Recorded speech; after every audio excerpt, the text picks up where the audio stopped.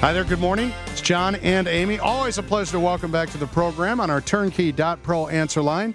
Ron Johnson, Republican Senator from the great state of Wisconsin. Good morning, sir. How are you? Real good, guys. How about yourselves? We are doing very well. Thanks for joining us on this Monday morning.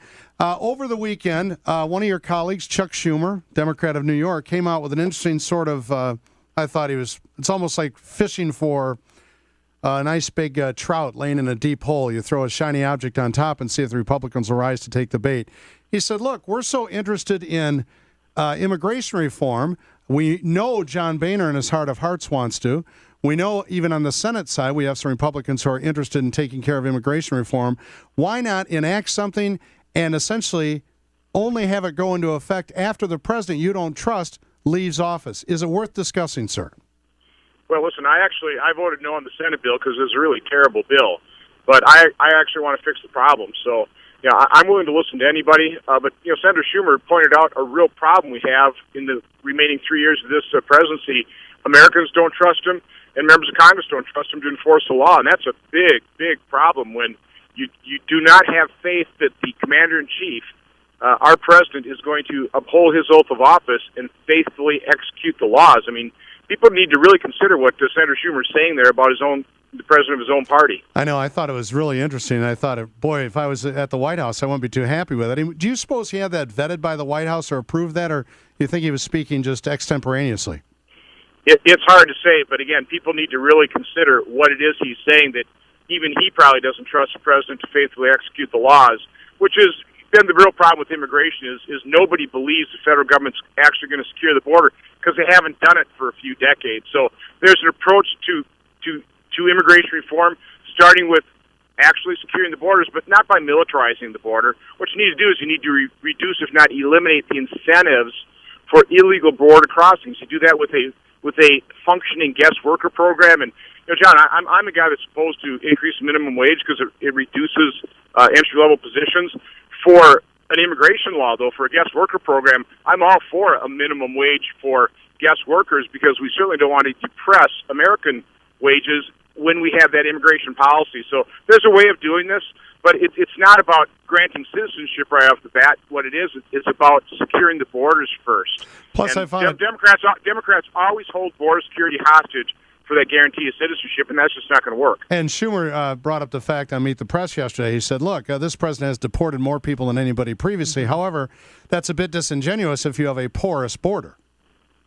Yeah, precisely. And listen, what we do need is we need strong interior enforcement. That's another real problem with the Senate bill. They militarized the border, and they didn't really allocate funds for really interior enforcement. 40% of illegal immigrants are here on visa overstays, so they came to the country legally.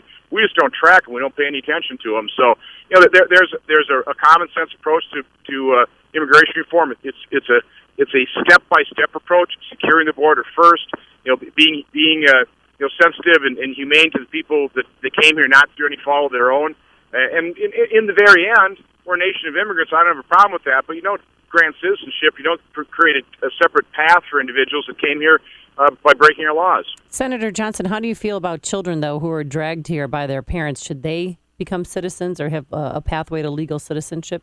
Yeah, that's what we're talking about. Listen, Amy, I don't want to deport people's moms and dads. I don't want to. I'm talking about the children. No, exactly. And I'm talking about those kids. I certainly don't want to deport those kids either. They came here through no fault of their own. And let's face it, we've got adults now that came here as kids.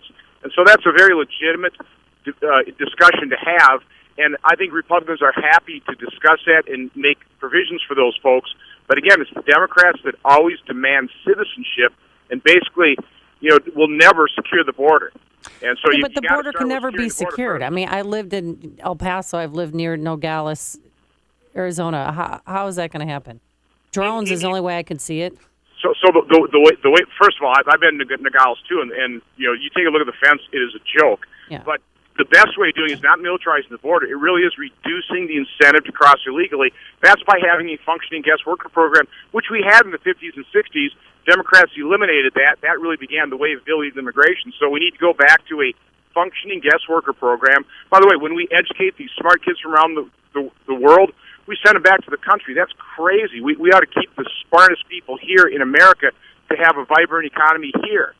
So there's so many things wrong with our current system. It needs to be fixed, but you got to do it in a common sense way. It's got to be step by step. Absolutely. And a piecemeal approach is the best approach. We've outlined 2 or 3 different things. And, our side got hoodwinked back in 86 with a bait and switch. Let's not let it happen again. Ron Johnson is here, U.S. Senator from Wisconsin, joining us on our Turnkey.pro answer line. And over the weekend, Rand Paul warned his former home state, Texas, that they could turn blue within 10 years. How do you see, and I think that's all due to the Hispanic vote, how can you attract Hispanics to the Republican Party? Well, first of all, and this is trying to appeal to every American, is Republicans just have to point out the fact that we are concerned about every American. We all share the same goal, guys. We want a prosperous American.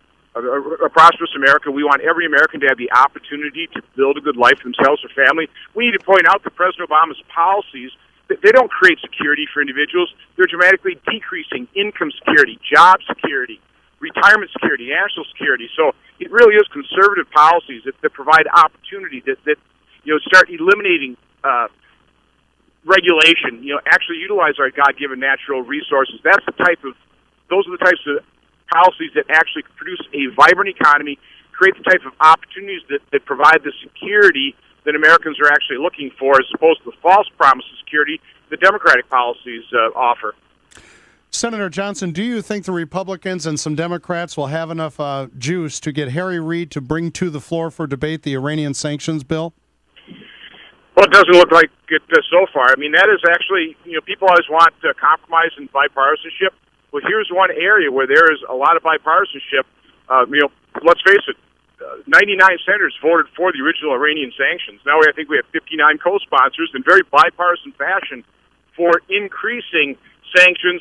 I would put them in place immediately, but this bill actually would delay them. And of course, your Senator Mark Kirk, is a real leader in this area.